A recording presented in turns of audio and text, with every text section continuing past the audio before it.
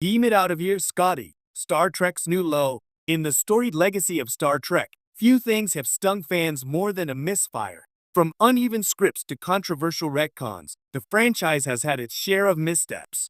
But with the debut of Star Trek, Section 31 on Rotten Tomatoes, it appears we might be witnessing not just a misstep, but an outright plunge.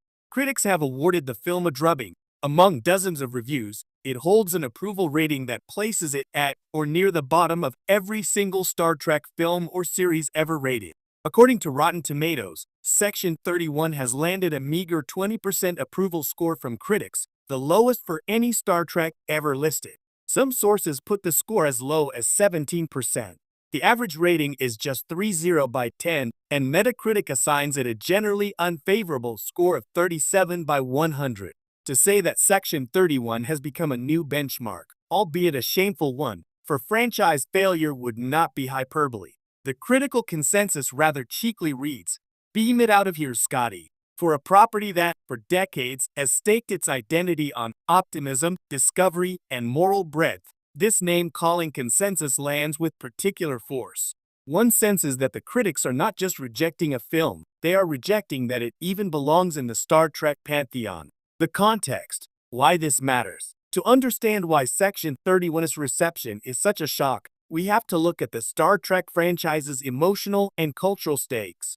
This is a universe that has inspired generations of scientists, dreamers, philosophers. It is lauded not simply for its space battles and alien exotica, but for its optimistic audacity, that humanity can evolve, that diplomacy can triumph, that moral dilemmas are worth wrestling with.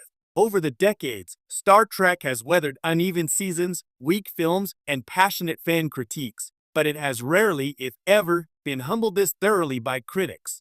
Most Star Trek TV shows and films enjoy Rotten Tomatoes scores well above the rotten line. Only a handful have dipped into negative territory. When even Star Trek V, The Final Frontier, long considered the franchise's nadir, held 23%, it felt like an outlier. To see Section 31 stumble below that mark is dramatic. Moreover, the film carried a weight of expectation. Section 31 is built around Philip Michelieu, a character introduced in Star Trek Discovery, spun off from a culture of expanding the franchise canon. The project had the aura of something meaningful, a spine, perhaps, for a darker corner of the Star Trek universe. That ambition, to some critics, only makes the failure feel more egregious. What critics actually said, it's not enough to say critics hated it. The nature of their complaints reveals deeper fault lines. Reviews repeatedly argue that Section 31 fails not just in quality, but in identity. One common refrain, it doesn't feel like Star Trek. Jeanette Katsoulis of the New York Times felt the film's protagonists behave more like superheroes than Starfleet officers. In Slate, J. Brian Loder lamented the film's tonal mismatch, the humor, the bloated plot, the overabundance of character motifs, saying that it felt like Marvel's Guardians of the Galaxy shoved into a Star Trek wrapper. IGN's Jordan Hoffman attacked nearly every element: lousy, an interesting caper picture, weak visuals, thin dialogue, bland characters, and, above all, a film that would infuriate Trek fans and bore everyone else. Engadget's Daniel Cooper delivered the sharpest barb. Section 31 is the single worst thing to carry the Star Trek name. Other critics point to structural problems: too much exposition, threadbare character arcs, little room for real stakes. Some argue the decision to convert the project from a planned series into a film was a misstep. The story feels padded, stretched, and half-baked, like a pilot trying to pass for feature length. The pacing, the tonal shifts, the retcons all, in critics' words, betray cohesion. Some voices do rise in defense, citing moments of ambition or style, talking up Michelieu's casting, or pointing out that a darker, grittier Star Trek vein could have merit. But even positive takes admit the film is flawed, uneven, or compromised. The consensus remains: Section 31 is not good enough to warrant its ambition. Fan response versus critical score. Critics weren't the only ones unimpressed. On audience aggregator metrics, Section 31 fares no better.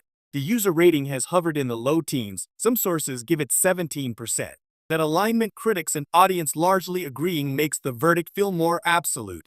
This is not just a critic versus fan divide. The film seems to have failed broadly. Some fans have expressed frustration on social media and forums, arguing that Section 31 misread what Star Trek's identity is supposed to be or overpromised on its spin-off potential. Others say the film may harm the franchise's streaming movie experiment going forward. A Screen Rant commentary warns that future Star Trek TV film projects may be shelved if Section 31 performance discourages investment. Why did Section 31 fail?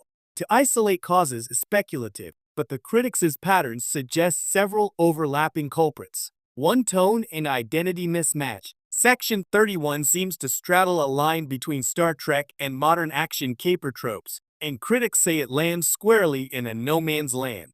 The balance feels off. Too gritty for the franchise's more hopeful core, too talky and schematic for pure blockbuster appeal. Too overambition and overload. The film appears to bite off more than it can chew. Deep lore, multiple narrative threads, origin flashbacks, moral questions, action set pieces. In trying to deliver all of that in a single film, especially one converted from series development, it loses coherence. 3. Character and stakes weaknesses. Critics consistently note that characters are underdeveloped, motivations murky, and emotional weight minimal. Without strong connection to characters, spectacle can't compensate. 4. Creative and structural decisions. Adapting something conceived as a series into a film is always risky. The pacing, the exposition dumps, the scaffolding required to get every plot point into one film can feel slovenly. That shift may have compromised narrative integrity. 5. Franchise expectations and legacy pressure. Star Trek fans and critics hold the franchise to a high bar. Canon consistency, moral interrogation, intellectual ambition. A film that veers too far into genre entertainment without honoring core spirit provokes harsh backlash. Together, these misfires turned what might have been a bold experiment into a cautionary tale. Fallout and what it signals. With Section 31's Rotten Tomatoes debut now immortalized as the alleged worst in franchise history, several implications loom for Star Trek going forward. 1. Streaming movie strategy reconsidered. Executives and creatives may reconsider attempts to spin off Star Trek stories as standalone streaming movies. The financial and brand risk may now outweigh the reward, especially if future returns are uncertain. 2. Greater conservatism in tone. This misfire might push future Star Trek projects to be safer, more reminiscent of the classic tone, less genre mashup, more moral complexity, less stylistic risk. 3. Damage to Georgiou/Section 31 brand. Even if fans remain curious, the tarnish of critical reception will make it harder for Georgiou or Section 31, the secretive Starfleet division, to be redeployed without significant rehabilitation or rethinking. 4. Fan distrust and brand vulnerability. A negative reception of this magnitude shakes confidence among longtime fans. Trust must be regained, perhaps by reaffirming core values rather than experiments. 5. Canon and continuity reassessment. If Section 31 introduced new lore or retconned aspects, its failure raises the question, should future Star Trek media undo or ignore elements from it to preserve franchise integrity? Yet it's not necessarily all doom.